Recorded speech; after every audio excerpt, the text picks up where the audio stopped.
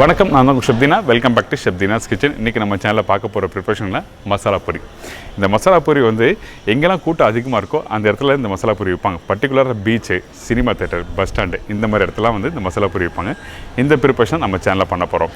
இந்த மசாலா பொரி வந்து ஒரு ஊருக்கும் ஒரு விதமாக பண்ணுவாங்க. பர்டிகுலர் நம்ம ஊரில் பார்த்திங்கன்னா அந்த வேக வச்ச பச்சை வேர்க்கடலை, அதுக்கப்புறம் கொஞ்சம் கேரட்டு, மாங்காய், கொஞ்சம் மசாலா தூள்லாம் போட்டு நல்லா மிக்ஸ் பண்ணி அந்த மாங்காவோட சேர்த்து சாப்பிடும்போது சூப்பராக இருக்கும். இதே நார்த் சைடில் பார்த்தீங்கன்னா பேல்புரி சொல்லுவாங்க. அதாவது நம்ம சாட் கடையில் சாப்பிட்ற அந்த பேல்புரி, அது எல்லாரும் சாப்பிட்ருப்பீங்க. இதே கொல்கத்தாவில் பார்க்கும்போது ஜோத்பூரி சொல்லுவாங்க. அந்த ஜோத்பூரி இதில் என்ன ஸ்பெஷல் கேட்டிங்கன்னா, பொரியில் கொஞ்சம் மஸ்டர்ட் ஆயில், மஞ்சத்தூள்லாம் போட்டு நல்லா மிக்ஸ் பண்ணி ரெடிமேட் பேக்கெட் வச்சுருப்பாங்க. இந்த பொரி பேக்கெட், அந்த பொரி பேக்கெட்டில் உருளைக்கிழங்கு கொஞ்சம் மசாலாம் போட்டு அவங்க ஸ்டைலில் ஒரு சூப்பராக ஸ்டைலில் பண்ண போகிறாங்க. இன்றைக்கி நம்ம ஸ்டைலில் இந்த மசாலா பொரி எப்படி பண்ணுறது பார்ப்போம். நம்ம ஊர் ஸ்டைலில் சொல்லி கொடுத்துருக்கேன்.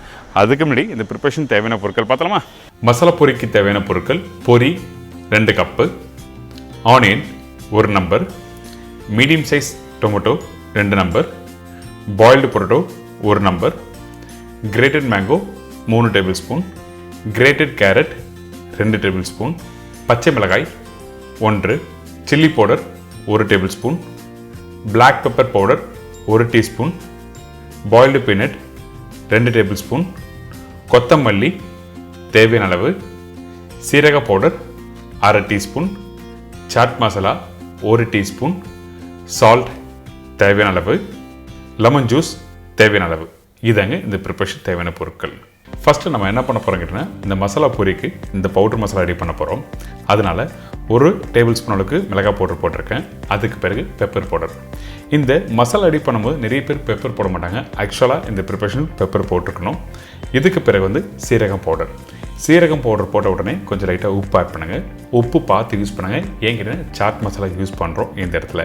ஏன்னா அந்த புளிப்புத்தன்மை அதிகமாக இருக்கும். அந்த டைமில் உப்பு அதிகமான உங்களுக்கு வந்து அந்த மசாலா பவுடர் நல்லா இருக்காது. அதனால் இந்த மாதிரி நல்லா மிக்ஸ் பண்ணி எடுத்து வச்சுக்கோங்க. எடுத்து வச்ச பிறகு தேவையான அளவுக்கு நீங்கள் போட்டு பொரியில் மிக்ஸ் பண்ணால் உங்களுக்கு கரெக்டான டேஸ்ட் கொடுக்கும். இதுக்கு பிறகு நம்ம என்ன பண்ணுறோன்னா, ஒரு பவுலில் இந்த பிளெயின் பொரி ஆட் பண்ணுறேன். அதுக்கு பிறகு மசாலா பொரி. எதுக்காக இந்த மசாலா பொரி யூஸ் பண்ண கேட்டிங்கன்னா, உங்களுக்கு 2 விதமான பொரி யூஸ் பண்ணலாம். அப்படி கிடைக்காதவங்களுக்கு இந்த பிளெயின் பொரியை வச்சு நீங்கள் யூஸ் பண்ணிக்கலாம். ஆக்சுவலாக வந்து இந்த பிளெயின் பொரி வந்து அதிகமாக வந்து சவுத் சைடில் யூஸ் பண்ணுவாங்க. இந்த மசாலா போட்ட பொரி என்ன பண்ணுவாங்க, நார்த் சைடில் யூஸ் பண்ணுவாங்க. இந்த பேல் பொரி ப்ரிப்பரேஷனில் யூஸ் பண்ணுவாங்க. பர்டிகுலராக வந்து கொல்கத்தா ஜோத்பூரி சொல்லுவாங்க. அதாவது அதில் வந்து என்ன பண்ணுவாங்க, கடுகு எண்ணெய் போட்டு மிக்ஸ் பண்ணி ப்ரிப்பரேஷன் பண்ணுவாங்க. அது ஒரு டிஃப்ரெண்ட் ஸ்டைலில் ஒரு டேஸ்ட் நல்லா கொடுக்கும். ஸோ அதிகமாக யூஸ் பண்ணுறது இந்த மசாலா பொரி அங்கே தான். ஸோ இப்போது இந்த 2 பொரியும் நான் போட்டிருக்கேன். இதுக்கு பிறகு வெங்காயம். இந்த வெங்காயம் போடும்போது ஃபைன் சாப் பண்ணால் கொஞ்சம் டைஸ் பெருசாக போட்டிங்கன்னா நல்லாயிருக்கும். இப்போ பாருங்கள், இந்த தக்காளி இருக்க, இந்த தக்காளியில் உள்ளே இருக்க விதையை எல்லாத்தையும் எடுத்துகிட்டு இந்த மாதிரி டைஸ் மாதிரி கட் பண்ணி போட்டுருங்க. நீங்கள் விதையோடு போட்டிங்கன்னா உங்களுக்கு வந்து இந்த மசாலா பொரி வந்து சீக்கிரமாக சாகி ஆகிடும். அதனால தான் இந்த மாதிரி கட் பண்ணி போட்டிருக்கோம். இதுக்கு பிறகு திரும்பி வச்சிருக்க மாங்காய், அதுக்கப்புறம் இந்த கேரட். மாங்காய் யூஸ் பண்ணும்போது செக் பண்ணிட்டு யூஸ் பண்ணுங்கள். அந்த புளிப்புத்தன்மை உள்ள மாங்காய் யூஸ் பண்ணால் ப்ரிப்பரேஷன் நல்லாயிருக்கும். இப்போ கொஞ்சம் கொத்தமல்லி போட்டிருக்கேன். இதுக்கு பிறகு வேக வச்ச உருளைக்கிழங்கு யூஸ் பண்ணுறோம். இந்த உருளைக்கிழங்கு வேக வைக்கும்போது கொஞ்சோண்டு சால்ட்டு போட்டு வேக வச்சுருங்க.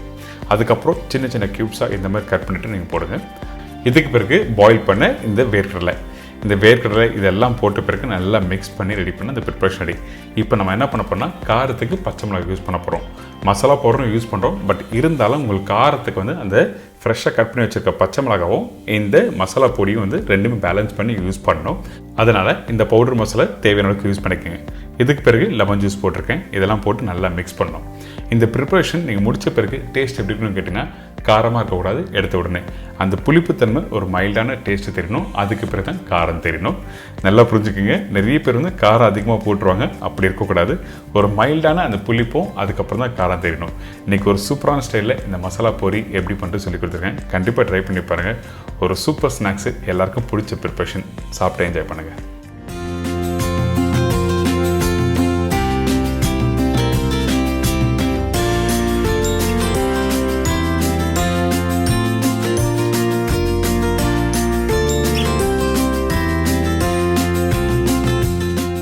எனக்கு இந்த மசாலா பூரி எப்படி பண்ணுறது எல்லாரும் ஈஸியாக தெரிஞ்சுங்களா கண்டிப்பாக வீட்டில் ட்ரை பண்ணி பாருங்கள்.